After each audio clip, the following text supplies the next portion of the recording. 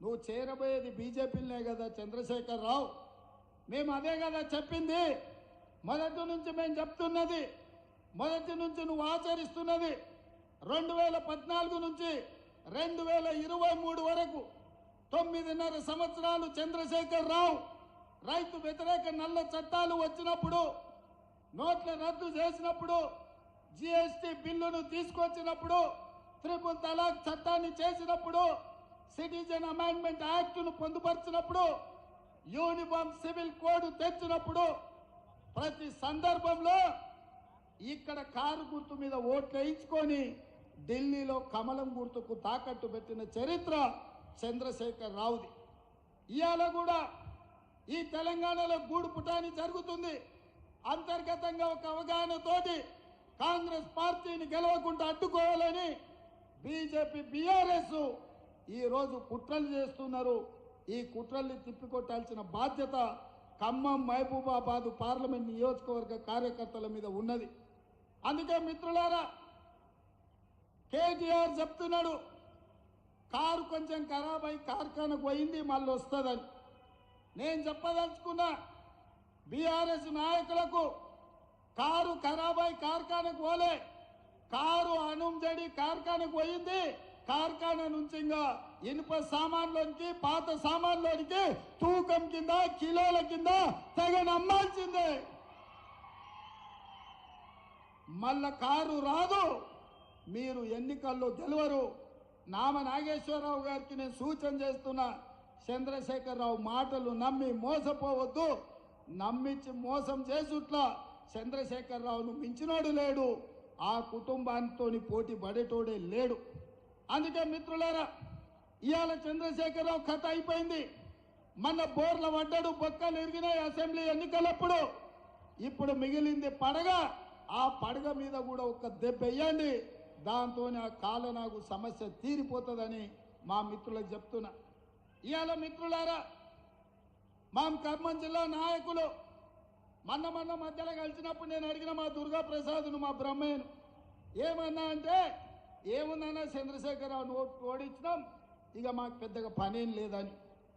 మా సోదరులు నేను ఒక మాట చెప్తున్నా, డిసెంబర్ 3 తారీఖు నాడు వచ్చిన ఫలితాలు సెమీఫైనల్స్ మాత్రమే. ఆ సెమీఫైనల్స్లో కాంగ్రెస్ టీము బీఆర్ఎస్ టీమును కల్వకుంట్ల చంద్రశేఖరరావును నడుగు ఇరగొట్టిండ్రు. ఇవాళ మే 13 తారీఖు నాడు జరగబోయే ఎన్నికలు ఫైనల్స్. ఆ ఫైనల్స్ లో Telangana team versus Gujarat team. ఆ టీంకు నరేంద్ర మోడీ నాయకత్వం వహిస్తే తెలంగాణ టీంకు రాహుల్ గాంధీ గారు నాయకత్వం వహించబోతున్నారు. అందుకే మిత్రులారా, ఇవాళ మా తెలంగాణ 4 కోట్ల టీం మిత్రుల్ని, మెంబర్లని, సభ్యులని నేను అడుగుతున్నా, ఇవాళ గుజరాత్ను ఓడిద్దామా లేదా? గుజరాత్ను ఓడిద్దామా లేదా? గుజరాత్ను ఓడిద్దామా లేదా? మన తెలంగాణను గెలిపించుకుందామా లేదా? ఫైనల్స్లో మనం గెలిచి ఛాంపియన్షిప్ మనం గుంజుకుందామా లేదా? మరి ఫైనల్స్లో మనం గెలవాలి అంటే ఖమ్మం జిల్లాలో, ఖమ్మం పార్లమెంట్లో రఘురామరెడ్డి గెలవాలి. మహబూబాబాద్ పార్లమెంటులో మిత్రుడు మాజీ మంత్రివర్యులు బలరాం నాయక్ గెలవాలి. వాళ్ళు గెలవాలని మేము పైనుంచి కోరుకుంటాం, కానీ గెలిపించేది మాత్రం మీరే మిత్రులారా. మీ రక్తాన్ని చెమటగా మాసి, చెమటను దారపోసి, భుజాలు కాయలు కాసేలాగా 3 రంగుల జెండాను మోసి రేపు ఎన్నికల్లో లక్షలాది మెజార్టీతోనే కాంగ్రెస్ పార్టీ గెలవాలి అంటే మళ్ళీ మీరే కథన రంగంలో దిగాలి, మీరే కార్యోన్ముఖులై ముందుకు నడవాలి. అప్పుడే మహబూబాబాద్లో బలరాం నాయక్, ఖమ్మం పార్లమెంటులో రఘురామరెడ్డి గారు లక్షలాది మెజార్టీతో గెలుస్తారని చెప్పి నేను ఈ సందర్భంగా తెలియజేస్తున్న మిత్రులారా. ఇవాళ చంద్రశేఖరరావు అంటున్నాడు కాంగ్రెస్ దిగిపోవాలని.